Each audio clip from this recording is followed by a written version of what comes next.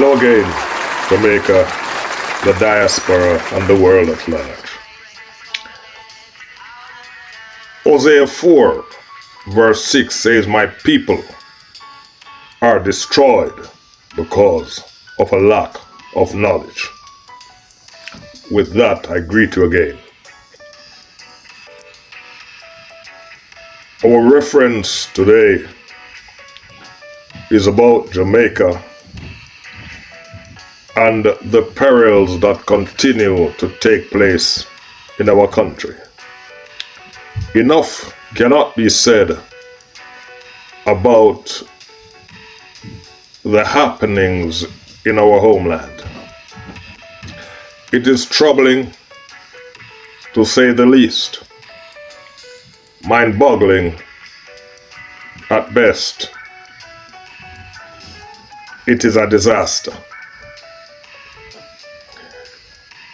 And so another time we address this matter, we are bringing awareness to the matter that there's something dramatically wrong in our country. The leadership have not come up with a plan of how to run the country. And so therefore, we are just playing by ear. It is whatever happens, happens. But I call upon Jamaicans and the people in the diaspora all around the world to begin to join the rallying call for change in leadership in our country. The beautiful piece of geography we know as Jamaica is being destroyed daily. The economic plight of the people from coast to coast is unbearable. The nation is angry, and the people are taking out their anger on each other. And the culture is such that even when suffering people start to earn money, instead of investing their money to build their communities and their country, they take it to promote crime, criminal activities. And so the money goes into crime. Crime is funded in Jamaica from abroad and locally. Lots of the young men that have left Jamaica and have resided on foreign soil send back enormous amount of money to reap havoc and mayhem and destruction in their communities. Such money would better be used to build schools, kindergarten schools, to open businesses, different forms of business, and come up with formulas how to move your communities forward economically, instead of increasing the level of criminal activities, paying to commit murders and extortion. It is just too much. But don't be fooled, Jamaica. The government can bring a stop to this if it so desire. It is because the government does not care, and many of these people that are perpetrating evil in our country are tied closely with some of your politicians. And so therefore, the Commissioner of Police, he cannot get to do his job in peace. He would not admit that, but we have had reports in the past that oftentimes the police are instructed by the politicians what to do. And so, to change this formula that has not worked for the past 40 or 50 years, it takes the people and the will of the people to reject the calculated criminal acts by their leadership. We have to now begin to reject it day by day. And so if the people begin to clamor for change, then those of us who are willing to risk it all to change Jamaica must come together and respond to the calls of the people. Jamaica is presently held in captivity. The people are panicking. The people needs to be delivered. The people needs to be free. They are hostages in their own country. But this can change. There are international treaties that the governments have joined where men can be extradited back to Jamaica if the Jamaican government wants to. They know the perpetrators, they know who they are, but they refuse to flex their muscles internationally because they are not the ones that are dying. But if you look at the real estate in our country and how underdeveloped these plots of land are because of crime, then I ask the question, isn't it worth stopping the crime so that these places can develop and become a viable contributor to the economy? I'm sure if a garrison community has the necessary businesses and in these communities and the people are working and paying taxes, that would serve the country better than them being flat and not developed and people are dying daily. And as they die, the funeral services get more expensive.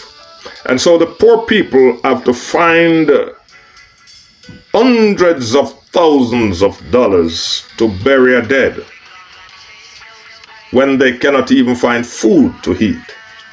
But I say to the people of Jamaica,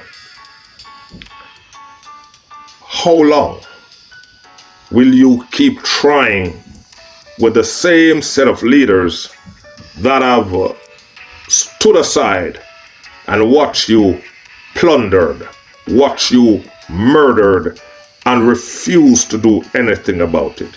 In fact, some of them are afraid to even condemn the criminal acts. We have seen recently the gruesome killing of the Donnelly Donaldson. And up until now, a second person have not been arrested in that criminal act. And of course, there are willing participants who I am sure have assisted in the removal and disposal of her body. And yet, a second person, with all the evidence the police and the government has, they have refused to arrest because the people involved are too powerful. And if you were to see those footages, Jamaica, you would be surprised who the accomplices are. For now, we will leave it at that, but I hope you as a country will demand justice in this case.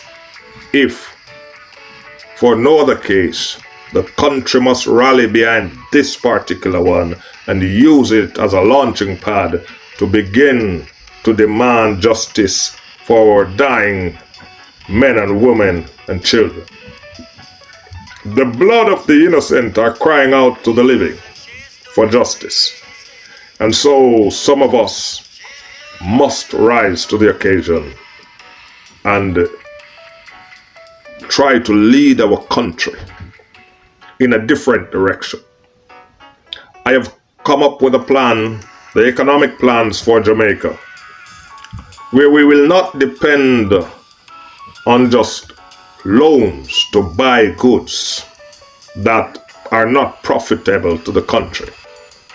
We believe that we should invest in the people of our country, and that high schools should not be paying school fees.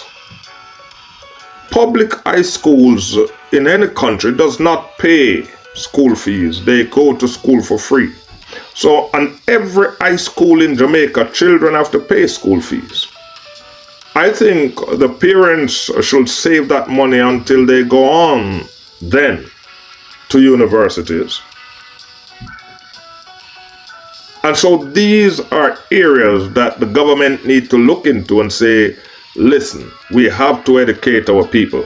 But nevertheless, even at university level, poor children should be able to comfortably fit in those colleges and universities free of cost and be educated. We have to invest in our people to develop the country. We have to come up with food stamp programs to assist the needy while they are able to go back to school and advance themselves. We have to give them cushion.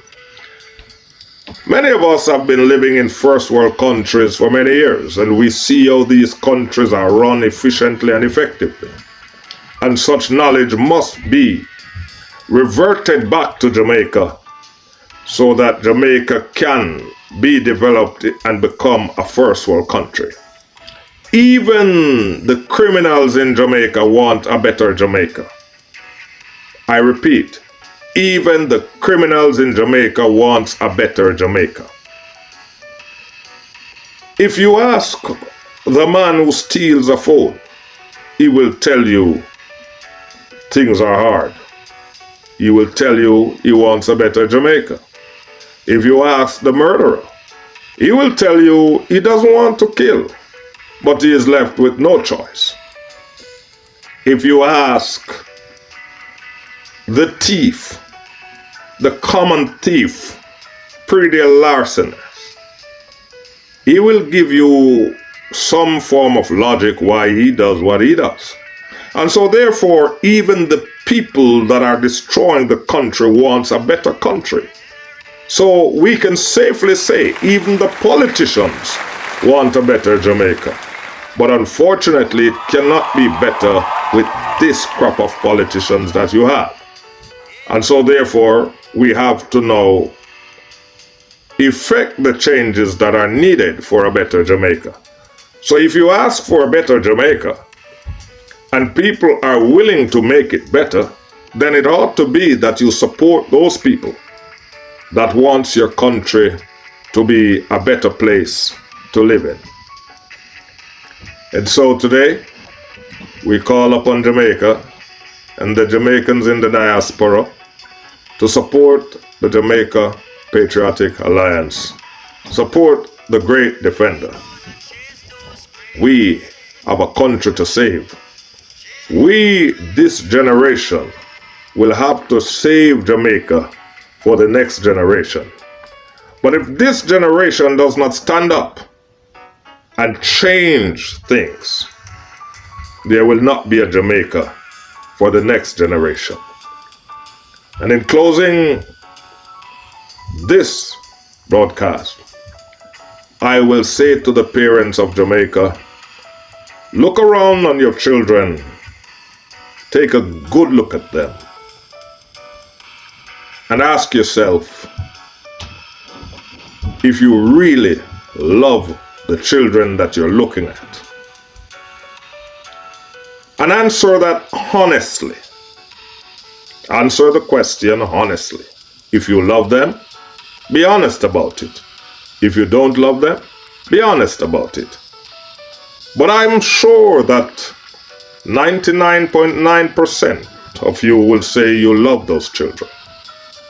And so I say to you, for the love of those children, let's come together and change the direction our country is going in. We need a compassionate but firm government.